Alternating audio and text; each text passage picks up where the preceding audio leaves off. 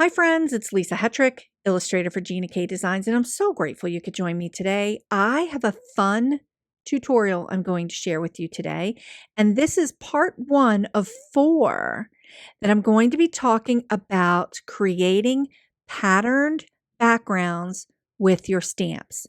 So here's a couple samples that I'm going to share.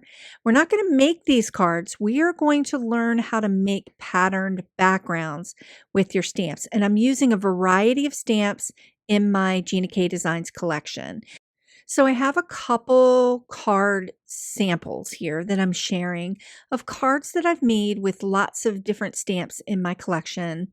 And I'm using these stamps to create the backgrounds, or essentially the patterned paper for the base of my cards. So just showing you a couple different ideas here, and we're going to take a deeper dive into the super simple way that I create patterns on my paper crafting and card projects. And it's just a great way for your stamps to be the star of the show on your card. And I just love that. So let's go ahead and get started. I have some Gina K Designs layering white cardstock cut to 4¼ by 5½. And I have a sampling of my stamps in the Gina K Designs line. All of the links that I'll be using in all of the tutorials in this series will be linked below. And I'm going to be using a mix of the silhouette stamps and the line art stamps. And I've got lots of different Gina K Designs inks here. But the magic that I'm sharing here is that I've got a variation of ink shades in different colors. So let's talk a little bit about design. And not to get too super nerdy, but I am a graphic designer and illustrator. I'm showing you in this series my super simple way to create some balance in your design for creating these patterns. And this is it. It's super simple. I have shared this in many other videos, but I'm going to take a deeper dive in during this series.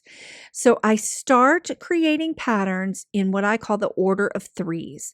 I'm stamping out images in threes and then clusters so that it creates some nice contrast, but it also creates some balance from the top, middle, and bottom of your card. This super simple technique makes it really easy to create beautiful patterns right out of the gate. So let's go ahead and dive in. And I'm using the Fearless Joy stamp set. And I'm going to be using a combination of stamps in this set that are silhouette, which means they're solid. And I'm going to be using the line art images as well. So for this pattern, I'm going to cross over in colors, but first I'm going to start with these three Gina K Designs pink colors. So I have Innocent Pink, I have Bubblegum Pink, and I have Passionate Pink. Now, Bubblegum Pink is kind of off hue a little bit, but that's okay. It's going to create some really nice contrast in the look of the florals. And I'm going to grab the solid floral from the Fearless Joy stamp set. And I'm going to start working from light to dark, from top to middle to bottom in that order of threes, in that triangular effect there.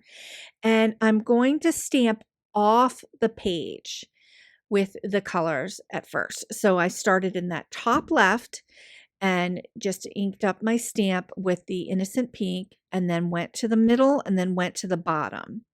And now I'm going to go back in and just tidy up a little bit here. And I'm going to go back in with the Bubblegum Pink. But this time I'm going to go ahead and ink up the line art version of this stamp in the Bubblegum Pink. So I'm inking it up, and I'm going to go ahead and follow the same pattern that I did first with the solid stamp, and just starting to create that cluster. But I'm overlapping the line art stamp with the solid stamp. So I'm doing it in the threes, but looking at each area now as a cluster of flowers. And using that bubblegum pink with the innocent pink, I definitely have quite a bit of contrast going with that color. And I wasn't so sure if I liked it or not, but I do, I do, I do. I love it. So I'm just going to go ahead and move on and grab a couple of the other flowers and start filling in the cluster areas. So I moved back to using the solid version of the florals. And again, I've inked this up in Passionate Pink and I'm following my order of threes and creating that cluster look in the pattern.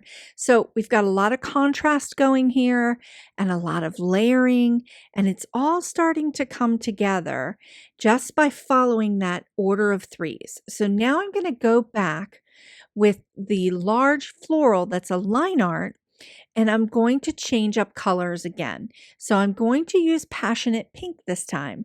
So I used Passionate Pink before with the solid stamp. Now I'm going to go back over these areas, my cluster areas, with the Passionate Pink in the line art stamp, and you can start to see that there's a variety of contrast, but we're also starting to fill in the cardstock and really get that pattern going. It's got a really nice whimsical look to it.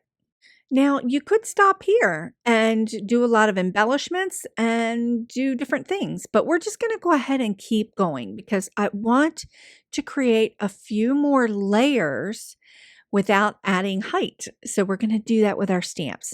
So I've got that little starburst floral and I'm going to change this up a little bit. We've been using the layered colors of pink. Now I'm going to add some wild dandelion to the mix to add a little bit of contrast to this pattern. This little floral, you can see that I'm just tucking it in and letting it overlap with the flowers that are already on the page.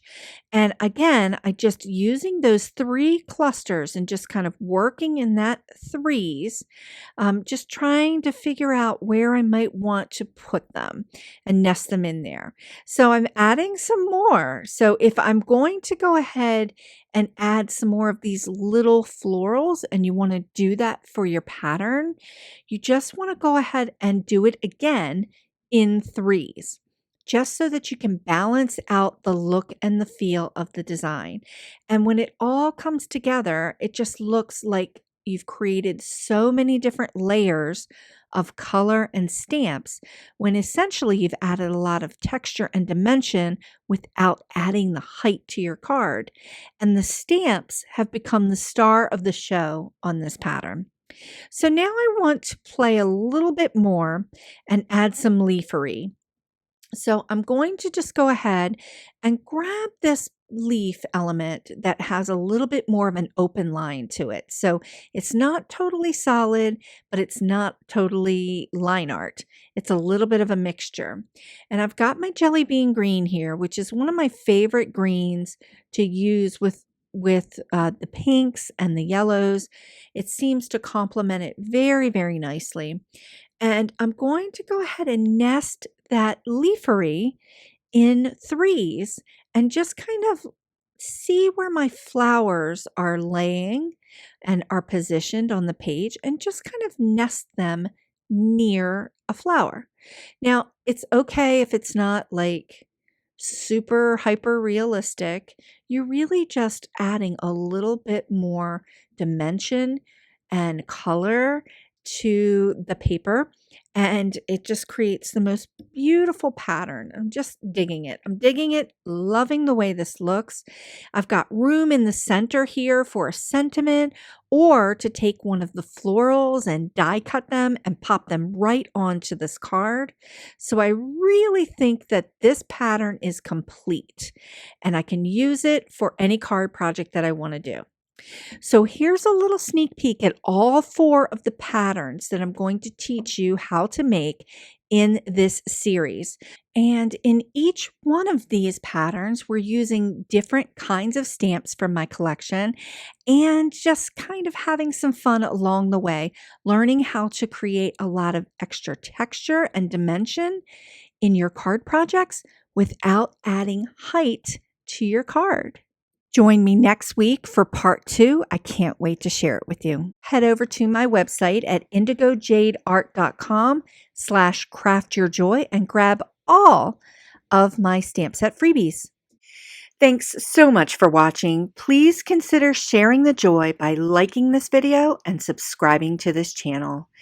And I'm sharing more card and watercolor tutorial videos for your inspiration right here.